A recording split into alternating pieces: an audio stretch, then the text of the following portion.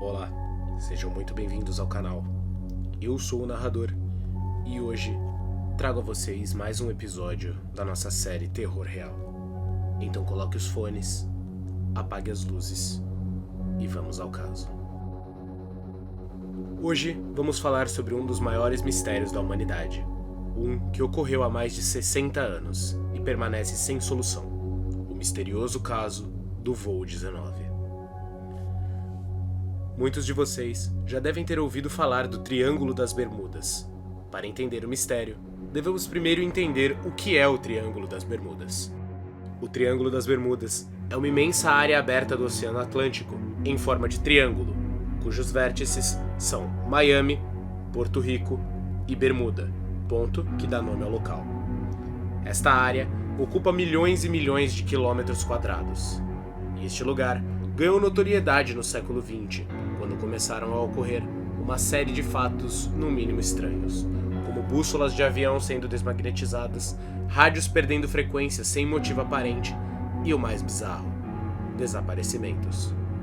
Agora, irei dizer a vocês um resumo de todos os desaparecimentos ocorridos no Triângulo das Bermudas, com exceção do voo 19. Em 1840, Rosalie, uma embarcação francesa, foi encontrada meses após o seu desaparecimento na área do Triângulo das Bermudas, navegando com as velas recolhidas, a carga intacta, mas sem nenhum vestígio da tripulação. Em 1880, Atlanta, uma fragata britânica, desapareceu em janeiro, com suas 290 pessoas a bordo. Em 1902, Freya, uma embarcação alemã, ficou um dia desaparecido. Saiu de Manzanillo, em Cuba, no dia 3 de outubro e foi encontrada no dia seguinte, no mesmo local de onde havia saído, porém, sem nenhuma pessoa a bordo. Todos os tripulantes estão desaparecidos até hoje. Em 1909, The Spray, um pequeno iate do aventureiro canadense Joshua Slocum, que desapareceu nesta área. Até hoje, não foi encontrado. Em 1917, o SS Timandara, uma embarcação que iria para Buenos Aires, que tinha partido de Norfolk, Virgínia, com uma carga de carvão e uma tripulação de 21 passageiros. Não emitiu nenhum sinal de rádio e desapareceu. Em 1918, Cyclops, uma embarcação carregada com 19 toneladas de aprimoramento para a Marinha Norte-Americana, 309 passageiros a bordo, desapareceu em 4 de março, em mar calmo, sem emitir nenhum aviso e nem dispondo de rádio. Em 1921, o cargueiro Carol A. Daring afundou no Cabo Hatteras, cerca de 1.000 quilômetros a oeste das Ilhas Bermudas. Em 1925, Rafiku Maru, uma embarcação que afundou em uma tempestade a cerca de 1.000 quilômetros do norte das Ilhas Bermudas. Em 1925, Cotopaxi, uma embarcação desapareceu próximo a Cuba. Em 1926, SS Sudofuku, uma embarcação, afundou no Triângulo das Bermudas devido a um tornado. Em 1931, Stavanger, um cargueiro, desapareceu com 43 homens a bordo. Em 1932, John and Mary, uma embarcação desaparecida em abril, foi encontrada posteriormente à deriva, a cerca de 80 quilômetros das Ilhas Bermuda. Em 1938, Anglo-Australian, uma embarcação desaparecida em março, com uma tripulação de 39 homens, pediu socorro, quando estava próximo ao arquipélago de Açores. Em 1940, Gloria Colite, uma embarcação desaparecida em fevereiro, foi encontrada com tudo intacto, mas novamente, sem a tripulação. Em 1942, Surcouf, um submarino francês, foi atacado pelo cargueiro norte-americano Thompson Likes, perto do Canal do Panamá, a cerca de 1.800 quilômetros do Triângulo. Em 1944, Rubicon, um cargueiro cubano, desaparecido em 22 de outubro, foi encontrado mais tarde pela Guarda Costeira norte-americana, próxima à Flórida. Em 1945, Super Constellation, uma aeronave da Marinha norte-americana, desapareceu em 30 de outubro, com 42 pessoas a bordo. Em 1947, C-54, uma aeronave dos Estados Unidos, desapareceu e jamais foi encontrada.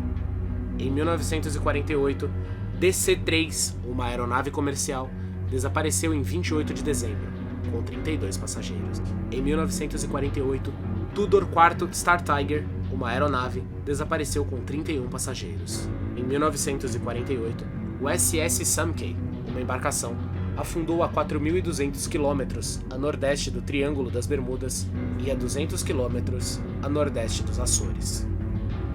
Em 1949, Tudor IV Star Ariel, uma aeronave, desapareceu no Triângulo das Bermudas. Em 1950, Sandra, um cargueiro transportando inseticida, desapareceu em julho e jamais foi encontrada. Novamente em 1950, Globemaster, um avião, desapareceu em março. Era um avião comercial dos Estados Unidos e desapareceu com toda sua tripulação.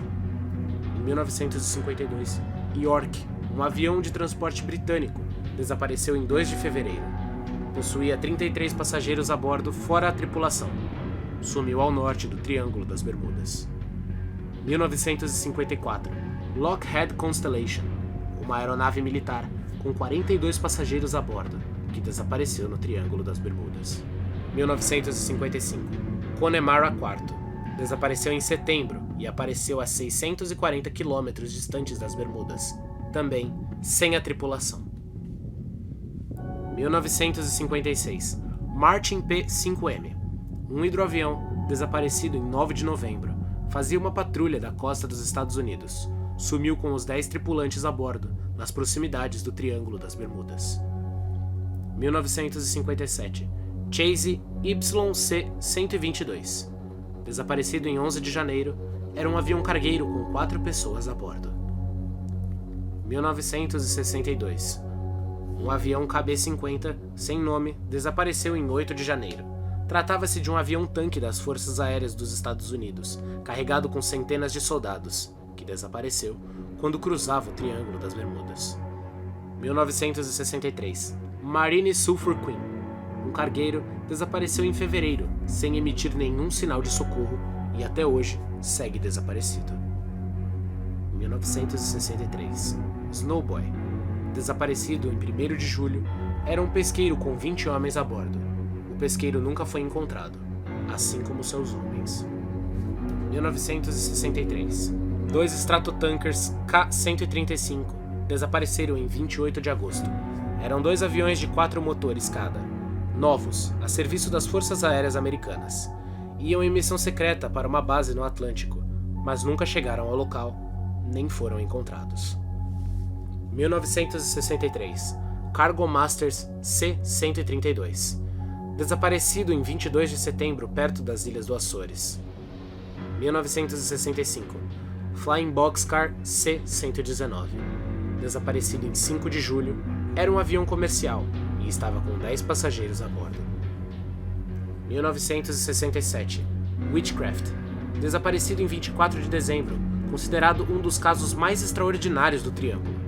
Tratava-se de uma embarcação que realizava cruzeiros marítimos e estava amarrado a uma boia em frente ao porto de Miami, Flórida, a cerca de 1.600 metros do solo. Simplesmente desapareceu com toda a sua equipe e um passageiro a bordo. O navio estava ancorado. 1970, Milton Latrides, um cargueiro francês que partiu de Nova Orleans em direção à cidade do Cabo. Levava uma carga de azeite vegetal e refrigerantes. Afundou no Triângulo em abril.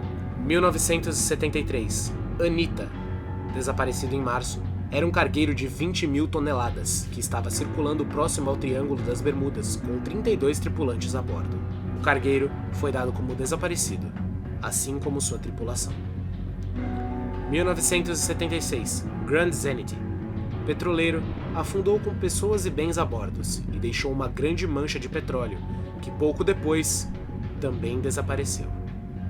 1976, SS Sylvia L. Ossa, uma embarcação que afundou em um furacão a oeste das Ilhas Bermudas. O furacão nunca foi registrado.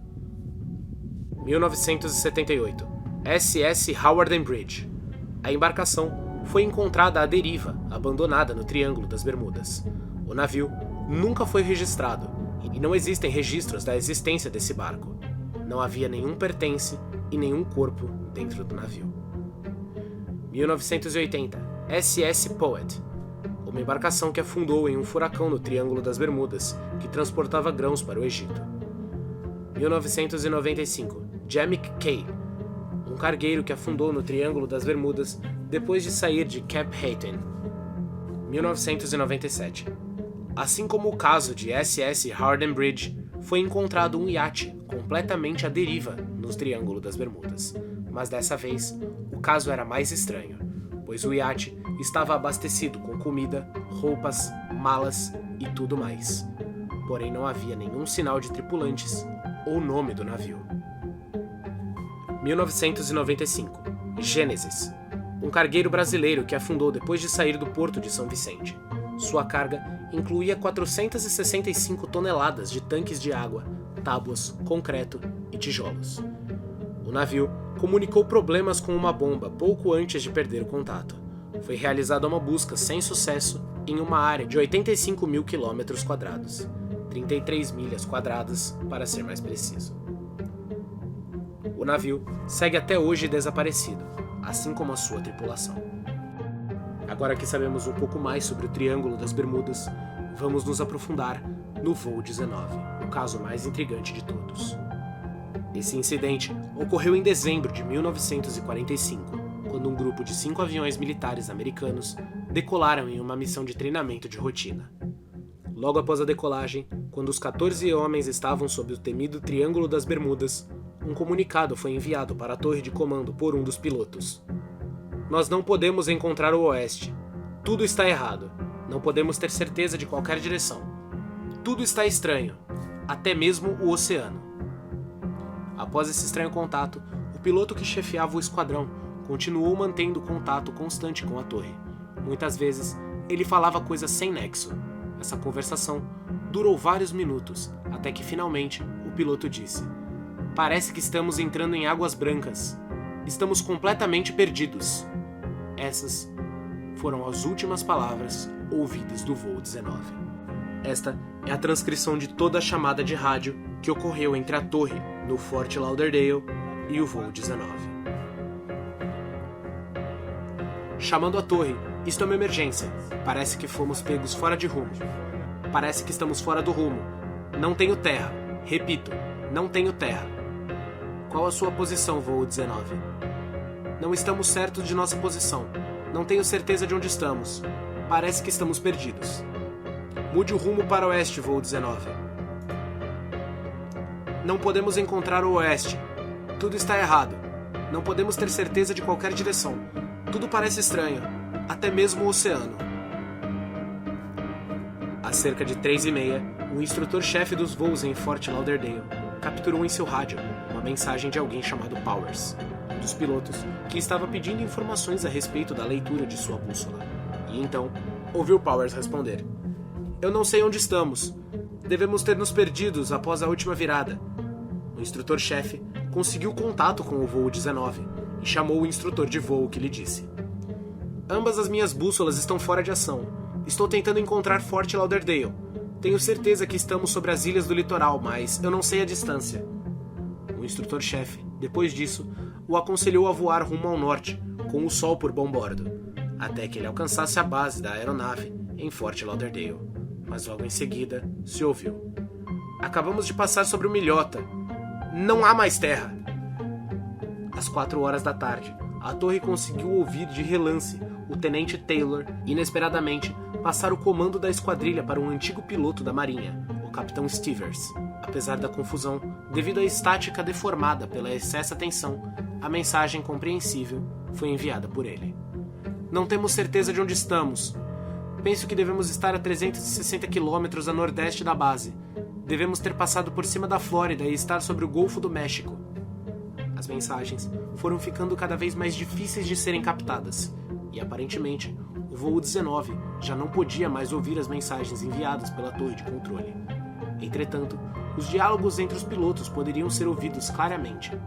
Nos diálogos captados pela torre de comando, o que mais se ouvia eram frases sobre as bússolas magnéticas ou os giroscópios dos aviões, que tinham ficado malucos, cada qual dando uma leitura completamente diferente.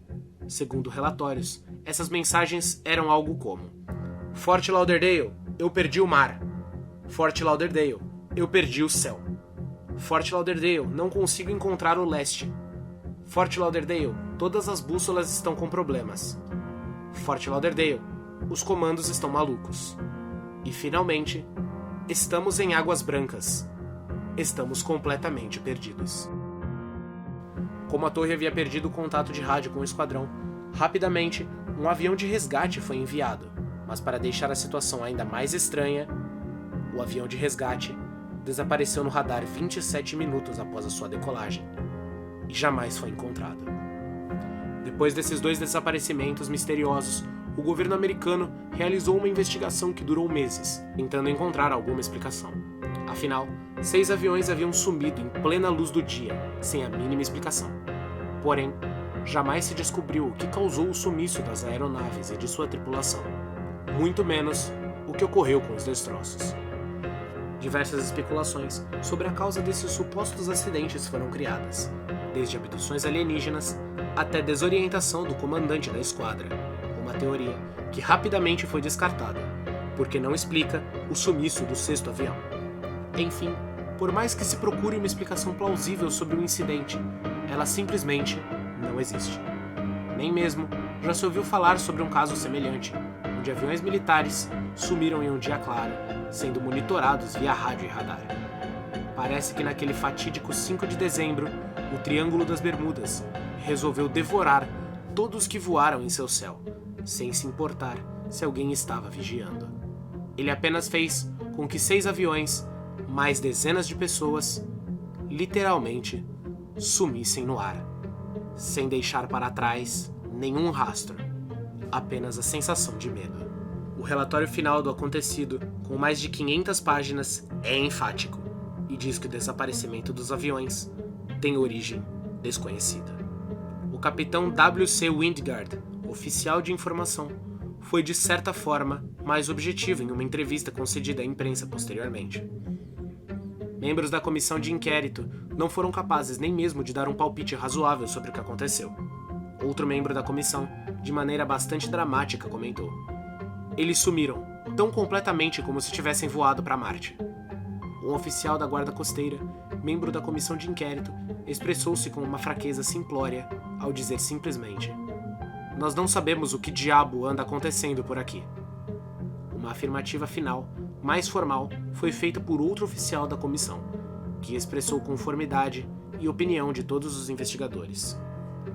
Esta perda inédita em tempo de paz é um mistério total, o mais estranho de todos os mistérios jamais registrados nos anais da aviação. Bem, isto é tudo o que temos de oficial sobre o voo 19. Mas temos mais uma única coisa.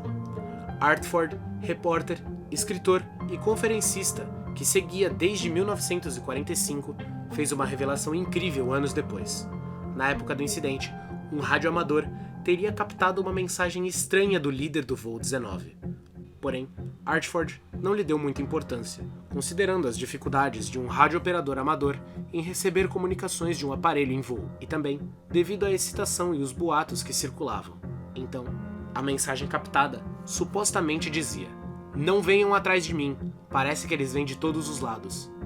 Anos depois, por pressão dos pais dos tripulantes desaparecidos, um relatório oficial que posteriormente foi considerado secreto foi disponibilizado apenas para os familiares. Hartford recebeu autorização para analisá-lo. Uma parte do relatório chamou a atenção de Hart. Havia uma frase semelhante ao que o radiooperador lhe mostrou: "Não venham atrás de mim." Uma frase que aparentemente era cortada da frase completa: "Não venham atrás de mim. Parece que eles vêm de todo lugar." Quem seriam essas pessoas? Quem estaria vindo de todo lugar? Certamente não podemos saber quem são eles que vêm de todos os lugares. Mas vocês se lembram do cargueiro japonês Ryuki Maru, desaparecido em 1925? Eles tiveram uma mensagem semelhante antes de desaparecer: "O perigo é como um punhal. Venham depressa. Eles não vão nos deixar escapar." Esta foi a última mensagem que o cargueiro Ryuki Maru enviou na ocasião de seu desaparecimento. Espero que tenham gostado. Fiquem seguros e até a próxima.